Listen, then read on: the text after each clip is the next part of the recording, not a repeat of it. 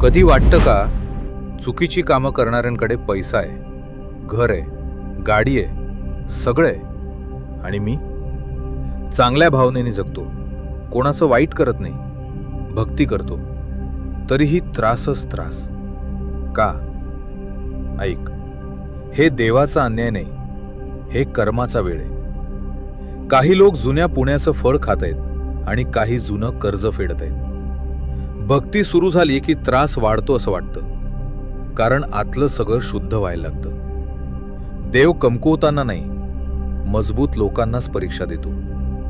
म्हणून लक्षात ठेव, चुकीचं करून मिळालेलं सुख तात्पुरतं असतं आणि चांगुलपणातून येणारा त्रास परिवर्तनाचं दार असतो.